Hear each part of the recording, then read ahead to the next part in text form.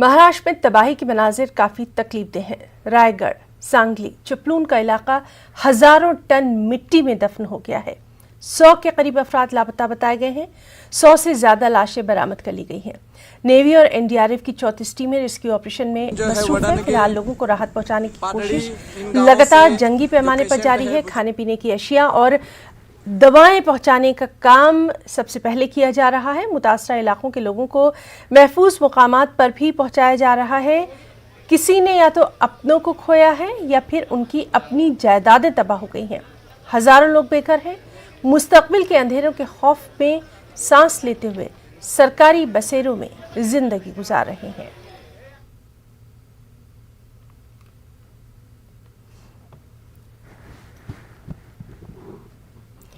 महाराष्ट्र में सैलाब से बड़े पैमाने पर तबाही है। एनडीआरएफ की टीमें राहत और बचाव के कामों में मसरूफ हैं। एनडीआरएफ के डीजी एसएन प्रधान ने ये बात कही और उन्होंने कहा कि कई इलाकों में अभी भी पानी भरा है, जिसकी वजह से राहत कार्य के कामों में दुश्वारियां पेश आ रही हैं।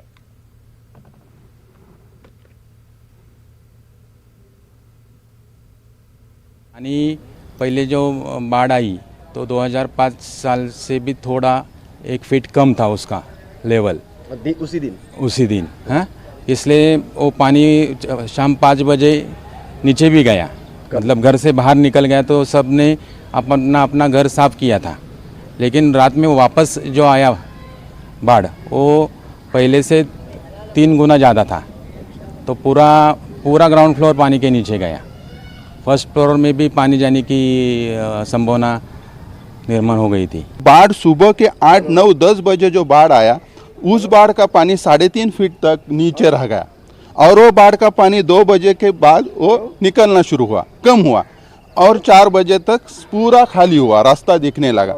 लेकिन 5 बजे से जो वापस फिर बाढ़ का पानी बढ़ने लगा तो इतने तेजी से उसका बहाव था, वो नीचे वाले लोगों के घर में 17 फीट तक पानी चढ़ गया। अभी जो महाराष्ट्र में और इवन कर्नाटका में लगातार राहत और बचाव का कार्य एनडीआरएफ कर रही है, उसमें हजारों लोगों को रेस्क्यू करके सेफ्टी में शिफ्ट कर दिया गया है। तेलंगाना में भी कार्रवाई हुई है। लेकिन जो सिचुएशन है वो थोड़ा सा कठिन है, क्योंकि बारिश लगातार हो रही है। अभी बारिश थोड़ी थमी है, लेकिन बारिश का कहर जारी है और इसके चलते लोगों को रेस्क्यू करने में जो परेशानी आ रही है एनडीआरएफ टीम को, वो समझ में आता है। लेकिन अभी जो फिलहाल स्थिति है वो ये है कि लगातार हम लोगों को अभी कुछ दिन तक काम करना होगा। महाराष्ट्र में ही लगभग 100 से ज़्यादा मौतें हुई हैं। वो ज़्यादातर 4 जो लैंडस्लाइड हुई हैं वहाँ हुई हैं, 3 तो सतारा में हुई और 1 महड में हुई है। और इस तरह से लैंडस्लाइड का जो टोल है वो सबसे ज़्यादा है। लेकिन बाढ़ और अतिवृष्टि की स्थिति बनी हुई है और वाटर लॉगिंग की स्थिति बनी हुई है। इसके चलते हम लोगों को कार्रवाई लगातार जारी रखने की जरूरत होगी। हमारे साथ मौजूद है मुंबई से हमारे साथी वसीम अंसारी। वसीम, आपसे जानना चाहेंगे, सीएम इन तमाम इलाकों का दौरा कर रहे हैं, अभी उसके ताल्लुक से क्या कुछ अपडेट, क्या कुछ तफसीलात? सीएम उद्धव ठाकरे लगातार 2 दिन से महाराष्ट्र के उन इलाकों में दौरा कर रहे हैं जहां बाढ़ की वजह से सबसे ज्यादा नुकसान हुआ है। कुछ ही देर पहले वो चिपलून पहुंचे हुए हैं और चिपलून पहुंचते ही वो सबसे पहले उन इलाकों का दौरा करेंगे जहां पे सबसे ज्यादा नुकसान हुआ है और किस तरह की नुकसान हुई है इसकी पूरी जायजा ली जाएगी।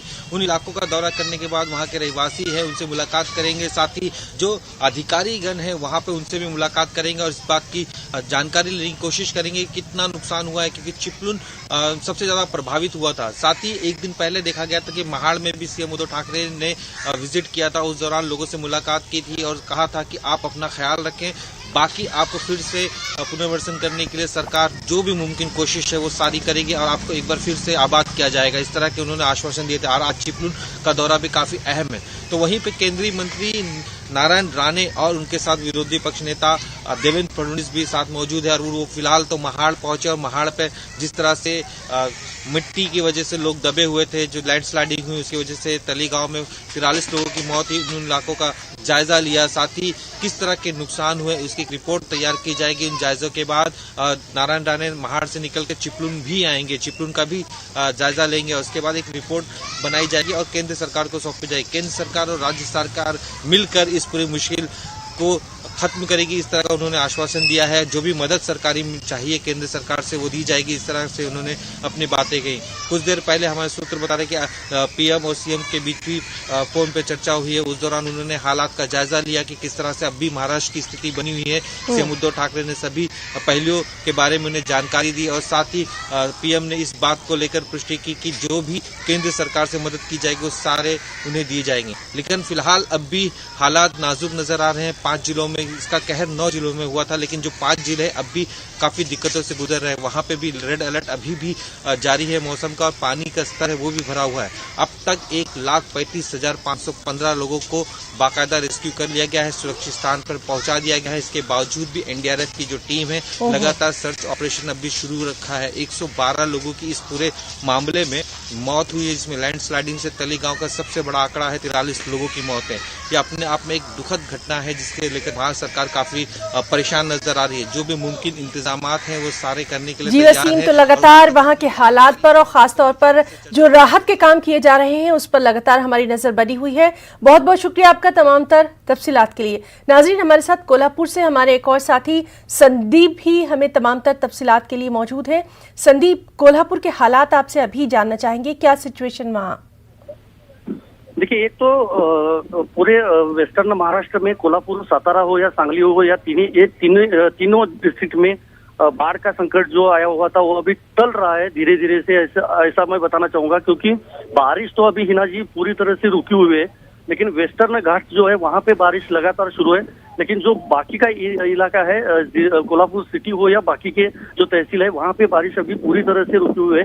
और जो पंचगंगा नदी जो है, नदी की जो वाटर लेवल है वो 2 दिन पहले 56 फीट तक गई थी, लेकिन अभी वाटर लेवल जो है वो 52 पर आई हुई है। 4 फीट पानी जो है वो कम हुआ है, और बहुत सारे गाँव में जो पानी घुसा हुआ था वो भी धीरे धीरे कम हो रहा है।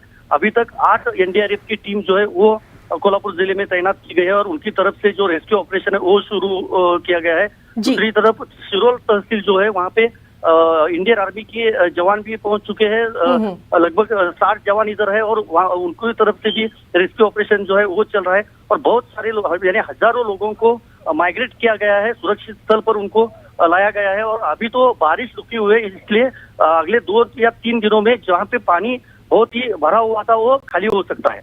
संदीप, आपसे जानना चाहेंगे, चूंकि आप ग्राउंड जीरो पर मौजूद हैं, जिन लोगों को रेस्क्यू किया गया है, जिन लोगों को महफूज मुकामात पर पहुंचाया गया है, उनके लिए खाने पीने का इंतजाम, और सबसे अहम ये कि अब जो ये सूरत हाल है इसके बाद वहां मेडिसिन की भी जरूरत पड़ने वाली है, इस तमाम चीजों को किस तरह से वहां पर हैंडल किया जा रहा है? बिल्कुल, देखिए ना जी, एक तो जिला प्रशासन हो या पॉलिटिकल पार्टीज हो या एनजीओ हो, उनकी तरफ से जहां पर कैंप लगे हुए हैं, यानी माइग्रेट लोगों के जो कैंप लगे हुए हैं, उनके लिए खाने की व्यवस्था, पानी पीने का पानी जो है वो व्यवस्था है वो तो पूरी तरह से की जा रही है अभी भी। और जो जानवर है, बहुत सारे, क्योंकि बहुत सारे लोग खेती करते हैं, गाय हो या भैंस हो, उनको भी माइग्रेट किया गया है। उनके लिए भी चारा हो या पानी हो उसकी व्यवस्था की गई है। और दूसरी बात, अहम बात ये है जो आपने बताई मेडिकल की, एक तो जिला प्रशासन हो या बाकी मंत्री हो या एमएलए हो, एमपीज हो, उनकी तरफ से भी कैंप लगाए गए हैं। और जब ये बाढ़ चली जाएगी, पानी पूरी तरह से खाली हो जाएगा, उसके बाद एक तो क्लीनिंग का बहुत बड़ा ही बिल्कुल यानी वो चैलेंज रह सकता है। वो पूरी तरह से क्लीनिंग करके आरोग्य जो यानी लोगों का जो बीमारी न फैले, इसलिए जी बिल्कुल संदीप, तो वहाँ के हालात पर लगातार हमारी नजर बनी हुई है। तमाम तर साथियों से हम लगातार अपडेट ले रहे हैं। आपका बहुत बहुत हम शुक्रिया अदा करना चाहेंगे तमाम तर तफसीलात देने के लिए। और नाज़रीन, इस वक्त हमारे साथ एक और हमारे साथी एक और बेहद मुतासरा इलाके सांगली से मौजूद हैं, आशीष सिंह। चलिए उनसे भी वहाँ के हालात जानते हैं। आशीष, आपसे इस वक्त वहाँ पर क्या कुछ हालात हैं वो जानना चाहेंगे, खासतौर पर रेस्क्यू ऑपरेशन के बारे में। जी, सांगली में मुख्य रूप से देखा जाए तो सांगली का जो शहर का इलाका है वो पूरी तरह से जलमग्न हुआ है, जिसकी वजह से शहर में घुसना नामुमकिन सी स्थिति में बना हुआ है। उसके अलावा मुख्य रूप से वालवा और शिरगांव, ये 2 प्रमुख इलाके हैं जो मुख्य रूप से प्रभावित हुए हैं और पूरी तरह से डूब गए हैं। तो जो कृष्णा नदी है वो अपने उफान पर है, और साथ ही साथ कोयना डैम का जो पानी छोड़ा गया है उसमें, उसकी वजह से वालवा और शिरगांव का जो ये दोनों गांव है वो पूरी तरह से डूब चुके हैं। 800 लोगों को एनडीआरएफ ने ऑपरेशन करते हुए इन दोनों इलाकों से बाहर निकाला है, लेकिन हालात अभी भी गंभीर बने हुए हैं। पहले महिलाओं को, फिर बच्चों को, फिर इसके बाद वृद्ध लोगों को निकाला गया है, लेकिन अभी भी गांव में कई लोग फंसे हैं जिन्हें बाहर निकालने की कोशिशें जारी हैं। कृष्णा नदी उफान पर अभी भी बनी हुई है। बरसात भले रुकी है, लेकिन कोयना डैम से छोड़ा गया पानी कृष्णा नदी में उफान की वजह बना हुआ है। इसके अलावा यही नदी, जब कृष्णा नदी आगे जाकर कराड़ के इलाके में कोयना नदी से मिलती है, तो उनके संगम से जो भयावह स्थिति तैयार हुई है, वो एक परेशानी की वजह भी बना हुआ है, जिसकी वजह से सांगली के कई इलाके जो है वो जलमग्न हुए हैं। आशीष, आपसे मौसम के बारे में भी जानना चाहेंगे। क्या महकमा मौसमियात की तरफ से कोई बारिश की या इस तरह की कोई पेशन गोई? जी, मौसम विभाग ने साफ तौर पर चेतावनी दी है कि अगले 24 घंटे मुंबई में, उत्तर महाराष्ट्र के लिए और साथ ही साथ कोंकण के लिए जो है वो क्रिटिकल हो सकते हैं। मूसलाधार बरसात होगी और लिहाजा ऐसे में स्थितियां गंभीर हो सकती हैं। अभी तक, कल रात से अभी तक जो है वो बारिश रुकी हुई है, और यही वजह है कि एक उम्मीद की जा रही है कि कोल्हापुर का हाईवे, कोल्हापुर जो पुणे बेंगलोर हाईवे है, वो जो पूरी तरह से पिछले 2 दिनों से ठप है, वो जो है सुचारू रूप से जारी हो पाएगा। लेकिन मौसम विभाग की चेतावनी कहीं न कहीं इसमें अड़ंगा डाल जी। तो बहरहाल वहां के हालात पर लगातार हमारी नजर बनी हुई है। पल पल का अपडेट हम वहां के हर इलाके से अपने नाज़रीन तक पहुंचा रहे हैं। आशीष, बहुत बहुत शुक्रिया आपका। सांगली